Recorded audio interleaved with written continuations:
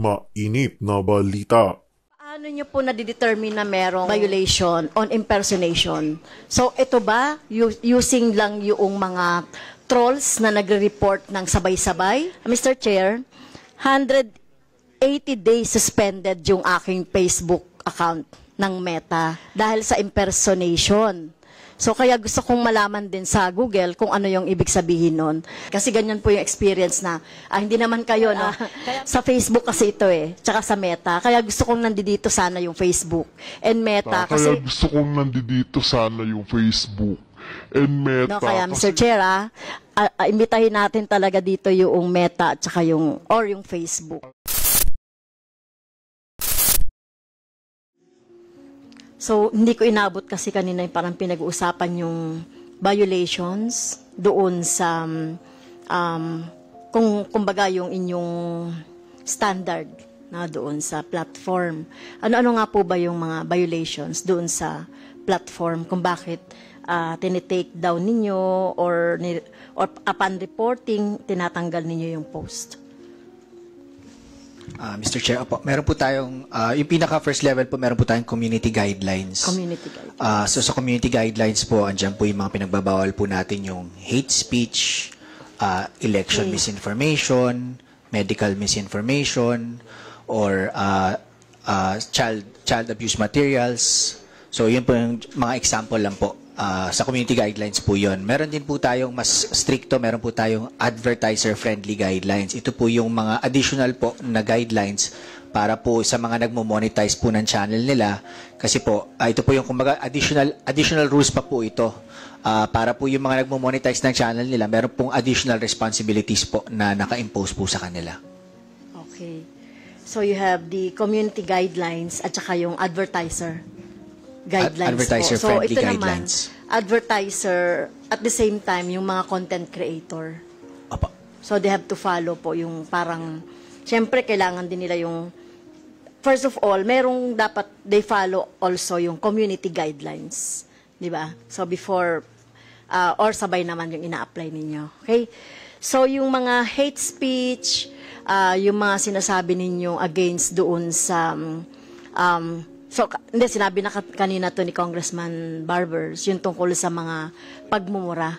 Di ba? Yung pagsasabi ng threat. Meron ding threat na ganun eh. Well, siguro hindi sa inyo, hindi sa Google, Mr. Chair, yung nagpapakita ng video, Mr. Chair, na parang na-assume na mamamatay ka na. No? So, meron akong ganong pero mukhang hindi naman sa kanila. So, how do you consider that? For example, sa inyo yan, how do you consider that po? Kasi hindi sa inyo yan, sa ibang So, would you consider that as as violation from your community guidelines? Yung pinipretend na patay ka na? So kung sa YouTube po, for example po, may nagsabi po na content creator na napatay ka na po. So yun po ay isang example po ng election misinformation kasi po it goes to the qualification and status of the candidate kung kandidato po kayo, di ba? So yun po, madali po yun i-check.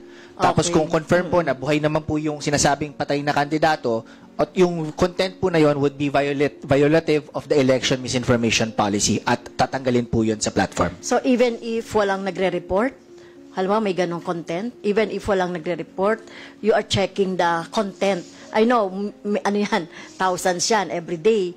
So, meron bang ganong initiative ang Google Philippines? Apo. So, sa present ko po, Mr. Chair, 97% po ng natatanggal ni Google, ni YouTube, ay automatic na po siya na nade-detect. Meron po tayong 2% na galing po sa mga nagre-report. So, kung makikita nyo po, karamihan po, over yung malaking numero po, ay automatic na pong nade-detect. Pero, may mga kinds of violations po na yun po yung talagang kailangan may nagre-report po na user. So yun, sa numero po ni Google, 2% po yung user reported. Okay. So meron kayong mismong mechanisms on your platform to detect or to determine that. Meron kayong mechanisms or you are, sabi nyo kanina, no, 90% you are monitoring. Tama ba yun? Sa Kasi huling- 2% lang yung parang nire-report eh. So, ibig sabihin, you have these mechanisms talaga to check yung mga disinformation or misinformation. O disinformation, kasi ano to eh, pag disinformation kasi, di ba, parang deliberately, no, na nagpapakalat ng mga maling information. Opo. So sa huling transparency report po ni YouTube, so 97% po ay na-detect ng AI or machine learning technology po. So 97% po. 2% po yung user reported. So meron pong mga sistema upang ma-detect yung 97% na violation po ng community guidelines ni YouTube. So, aside from AI, so how many % is human intervention here? Sabi niyo, may AI. So, ilang porsyento rito yung human intervention? So sa huling transparency report po, sa lahat po ng tinanggal, 97% ay machine learning / AI detected, 2% po user reported, and then 1% po reported by... Paano niyo po nadidetermine na merong violation on impersonation? So, ito ba, using lang yung mga trolls na nagre-report ng sabay-sabay o nag-i-inform sa inyo ng sabay-sabay? Kasi ganyan po yung experience na, hindi naman kayo, no? Kaya, Mr. Chair, sa Facebook kasi ito eh, tsaka sa Meta. Kaya gusto kong nandito sana yung Facebook and Meta. Kasi, Mr. Chair, 180 days suspended yung aking Facebook account ng Meta dahil sa impersonation. So, kaya gusto kong malaman din sa Google kung ano yung ibig sabihin nun. So, ayun po, Mr. Chair. Ano ba yung definition ninyo yan? Kasi yung kung ganun din ba sa definition ninyo doon sa Meta? Kasi wala namang misrepresentation, I think, doon sa aking account. No, kaya Mr. Chair, imbitahin natin talaga dito yung Meta at saka yung Facebook.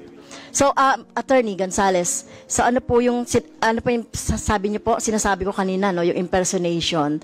On your platform, how would you define that po?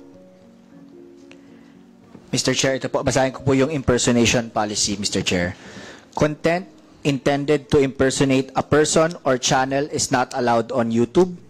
YouTube also enforces trademark holder rights. When a channel or content in the channel causes confusion about the source of goods and services advertised, it may not be allowed. So, meron pong mga example po. Okay, can you give us some? Don't post content on YouTube if it fits any of the descriptions noted below. Channel impersonation. A channel that copies another channel's profile, background, or overall look and feel in such a way that it makes it look like someone else's channel. The channel does not have to be 100% identical as long as the intent is clear to copy the other channel. Another example po, Mr. Chair. Personal impersonation. Content intended to look like someone else is posting it. Okay. So, ako kasi tingin ko, wala akong binabiolate doon sa, doon sa ganyang definition nyo at kahit na definition in general. So, dahil sinasabi niya, Mr. Chair, na dinidetermine ito ng AI, yung impersonation, di ba kasama yan doon? So kapag merong nag-mass report niyan o mga troll farms na nag-mass report yan, automatic ba tinatanggal niyo yung channel?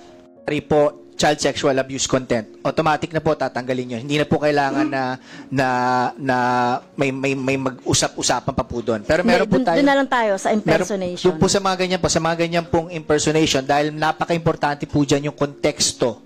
Napaka-importante po dyan yung history. Yeah. Napaka-importante po dyan yung is it satire? Is it yung mga ganun po. So in higher likelihood po yan po yung merong human intervention na kailangan pong reviewin at pag-usapan dahil nga po pagdating sa impersonation, meron pong clear cut, meron pong kailangan ng konteksto po. Okay.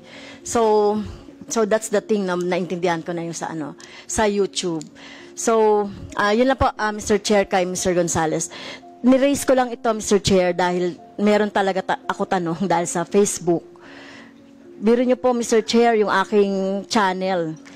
Not channel. Yung aking Facebook account o yung Meta account ay sinuspend ako ng 180 days dahil dito sa rason na to, impersonation.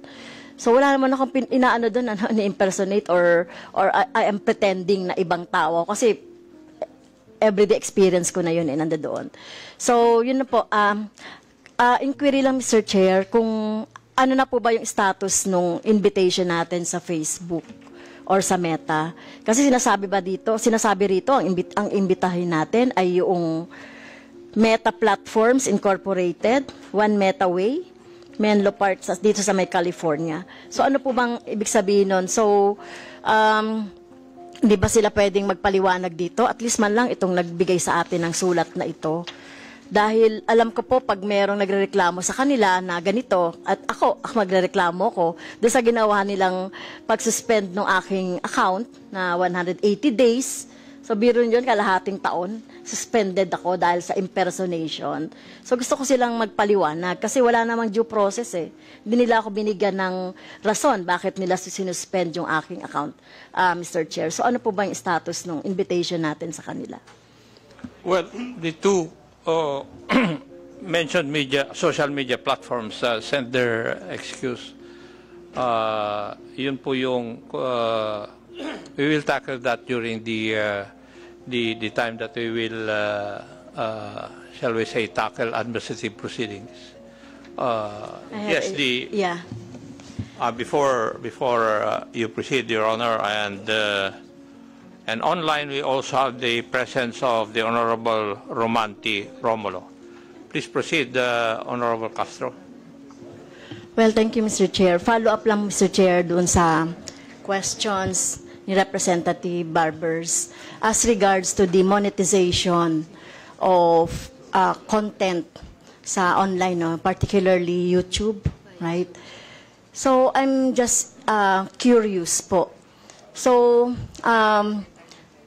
So namamonetize po yung, depende yun sa viewers, tama ba? Or sa advertisement na pumapasok doon sa content noong content creator. Are you saying? Kasi sabi niyo po, namamonetize yung mga content noong mga creators. Opo. So based doon sa mga pumapasok na advertisement. So the whole thing is advertisement. Mr. Chair. Mr. Chair, monetization happens primarily through advertisements that appear on videos either before or in the middle of the video. Yeah, so who got to pay or who pay the content creator? Kasi 'di ba sinasabi na ma-monetize. So sino ang nagbabayad sa kanila? Si Google LLC po, the entity based the main entity based in the United States is the one that pays our YouTube creators. So in dollar. Yes, converted to peso. So would you know paano po nakukuha yung tax? So kung merong mang tax na nade-derive from that income sa mga content creator, would you know, Sir Chair? Mr. Chair, so the creators nominate a bank account for their earnings, and the creators would usually be the ones to voluntarily declare their taxes with their local Internal Revenue Service. So lahat po ng nababayarang mga content creator, are you monitoring din po kung they are paying taxes to our government? Mr. Chair, on the part of YouTube, we do not. And we believe that the local Internal Revenue Service are the ones who are monitoring that. So do we have, Mr. Chair, invited guests from the BIR or resource person from the BIR, Mr. Chair? We have, Your Honor. So may I ask the BIR, how do you monitor po yung mga income, mga taxes derived from the income generated by the content creator, Mr. Chair? Thank you, Mr. Chair. Mr. Chair, as stated by our colleague, we rely only on the voluntary declaration of the influencers insofar as their income, because there will be great difficulty in monitoring the same, considering that their income primarily comes from foreign income payers. So what we do, Mr. Chair, is we audit and investigate the influencers, and we request data from the foreign tax jurisdictions who we have existing treaties of exchange of information with, and we cross-check or we compare the information that we receive from foreign tax jurisdictions or the other countries and their declared income tax returns. And from there, we determine how much they really earn and how much they really declared. That's Mr. Chair. Mr. Chair, at the BIR, are we not doing our job well or we remiss? Kasi bakit sinasabi yung voluntary? Kasi andyan naman yung yung platform, yung Google Philippines o yung YouTube. You can ask from them yung mga list ng mga nag-generate ng income. So bakit nag-aantay tayo ng voluntary from the content creator? Di ba, Mr. Chair, meron na tayong naipasang batas for that. So, can you clarify that, BIR? So, pwede po bang, parang hindi po kasi ako satisfied doon sa voluntary lang na na ginagawa. At kayo naman ay parang nag-aantay lang. Mr. Chair, just to clarify, under existing tax laws, we cannot just investigate any taxpayer. As per existing tax laws, audits are done randomly or based on those who are classified as high risk. Classified as high risk. That is why we cannot just audit any taxpayer. So we prioritize those who are only classified as high risk. So, why not? Baka merong loopholes, Mr. Chair, doon sa ating batas, doon sa BIR. Kasi nga, di ba, gusto natin talaga na to generate revenue from those engagements. So, yun na po, Mr. Chair, yung follow-up natin sa YouTube. So, yun na lang po, Mr. Chair. Baka in our in aid of legislation, we have to review yung sinasabi ng ating BIR resource person na wala doon sa kanilang mandate, yung talagang regular ba o random lang yung kanilang pag-investigate and monitoring, Mr. Chair. Thank you, Your Honor.